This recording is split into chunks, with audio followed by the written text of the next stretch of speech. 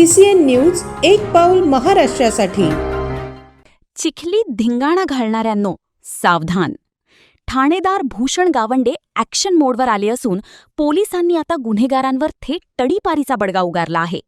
आनंदनगरातील संजय उर्फ बोलट्या राम अत्तार याला तब्बल 3 महिन्यांसाठी बुलढाणा जिल्ह्यातून हद्दपार करण्यात आले आहे।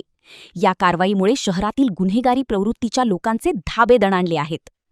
संजय उर्फ बोलट्या अत्तार वय 28 वर्षे, रा आनंदनगर चिखली याच्यावर विविध गुन्हेगारी कृत्यांच्या पार्श्वभूमीवर उपविभागीय दंडाधिकारी बुलढाणा यांनी महाराष्ट्र पोलीस अधिनियम कलम 56 अंतर्गत तडीपारचा आदेश पारित केला आहे। या आदेशानुसार संबंधित इसमाला 3 महिन्यांसाठी बुलढाणा जिल्ह्याबाहेर राहावे लागणार आहे। जिल्ह्याबाहेर कुठे वास्तव्यास राहणार याची माहिती पोलिसांना देणे बंधनकारक करण्यात आले आहे। तसेच तडीपार कालावधीत दर 15 दिवसांनी स्थानिक पोलीस स्टेशनमध्ये हजेरी लावावी लागणार असून नियमांचे उल्लंघन केल्यास आणखी कठोर कारवाईचा इशाराही देण्यात आला आहे।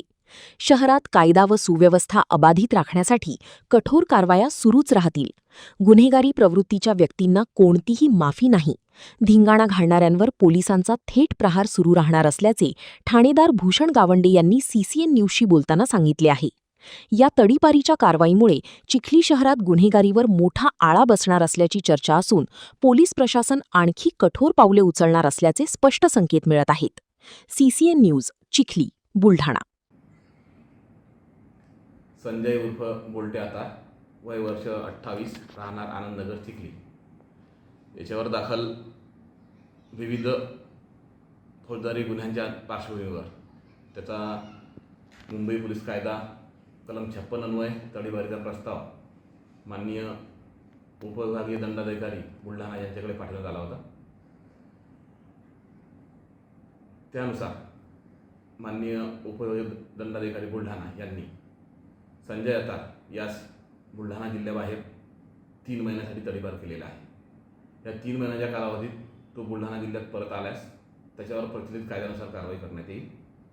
तसेच तो ज्या जिल्ह्यात जात आहे तेथे त्याला दर 15 दिवसांनी हजेरी स्थानिक पोलीस स्टेशनला द्यावी लागेल। यापुढेही जे गुन्हेगारी प्रवृत्तीचे लोक आहेत त्यांच्यावर कठोर कारवाई करण्यात येईल।